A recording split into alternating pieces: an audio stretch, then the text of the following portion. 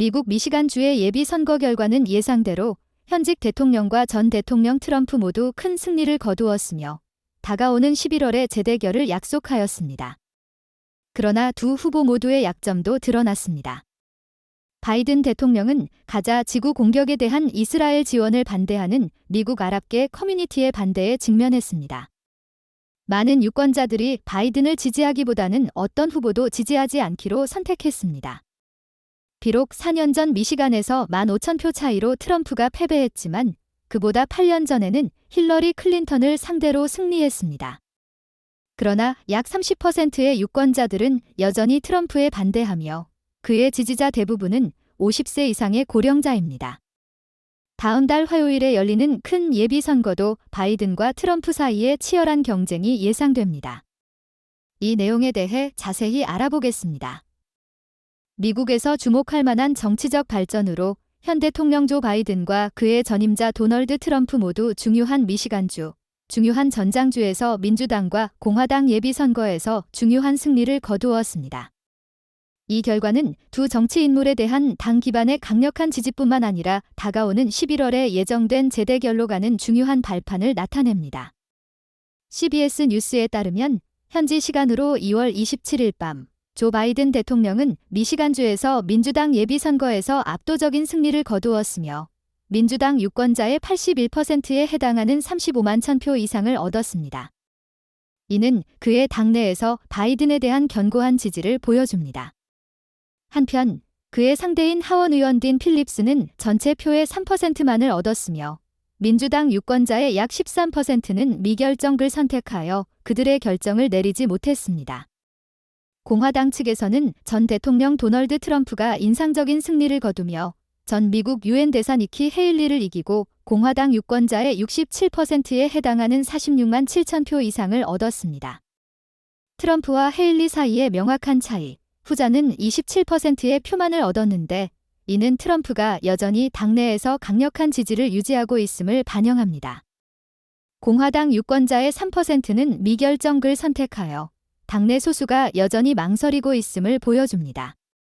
로이터 분석에 따르면 조 바이든 대통령과 도널드 트럼프 전 대통령의 승리가 예상되었음에도 불구하고 최종 투표 결과는 양측 모두가 면밀히 주시하고 있다고 강조했습니다. 이는 미국의 현재 정치 상황에서 치열한 경쟁과 불확실성을 반영하며 미시간주가 대통령 선거의 추세를 결정할 수 있는 중요한 정치적 핫스팟임을 시사합니다.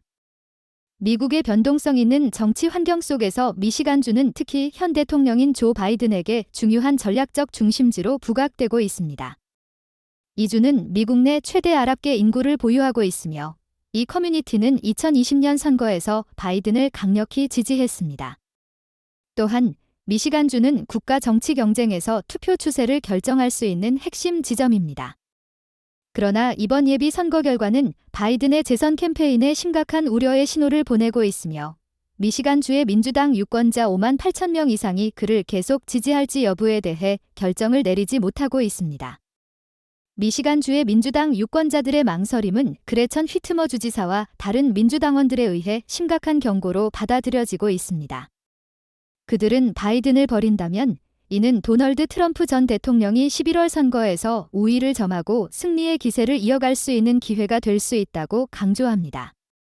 이는 바이든 캠페인의 상당한 도전이며 유권자들의 지지가 점점 불확실해지고 있음을 나타냅니다.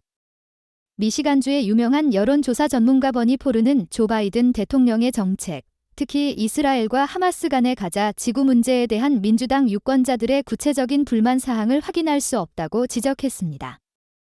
중동 상황은 11월까지 계속 변화할 예정이며 이는 바이든 캠페인에 큰 문제가 될 수 있으며 캠페인 팀이 전략을 주의 깊게 조정하고 주시해야 할 것을 요구합니다.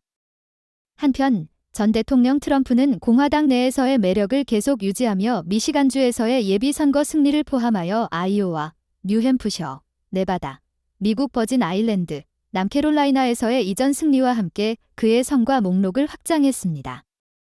이는 공화당 내에서 그의 강력한 영향력을 유지하고 있음을 보여주며 11월 선거로 가면서 그의 캠페인에 큰 동력을 제공합니다. 미시간주에서의 예비 선거가 끝난 후 니키 헤일리의 캠페인은 민주당과 공화당 양당의 주요 후보들에 대한 결과와 잠재적 영향에 대해 강한 의견을 제시했습니다. CNN 보도에 따르면 헤일리 캠페인은 미시간주에서의 예비 선거 결과를 현 대통령 조 바이든과 전 대통령 도널드 트럼프 양측의 잠재적 약점을 나타내는 지표로 묘사했습니다. 이는 특히 그들에 대한 지지가 없는 투표율을 볼 때 그렇습니다. 헤일리 캠페인에 따르면 조 바이든은 민주당 내에서 약 20%의 표를 잃고 있으며 이는 11월에 그의 약점을 보여주는 신호로 여겨진다고 합니다. 반면 도널드 트럼프는 약 35%의 표를 잃고 있는데 이 또한 그에게 11월의 경고 신호가 됩니다. 이러한 발언은 유권자들이 두 잠재적 후보에 대해 느낄 수 있는 불확실성을 강조할 뿐만 아니라 헤일리 캠페인이 이러한 약점을 이용하여 경쟁에서 우위를 점하려는 전략을 반영합니다. 이전의 예비선거에서 아직 승리하지 못했음에도 불구하고 헤일리는 21개 주와 영토에서 유권자들이 일제히 투표하는 슈퍼 화요일을 향해 계속해서 경쟁에 참여할 것을 약속했습니다.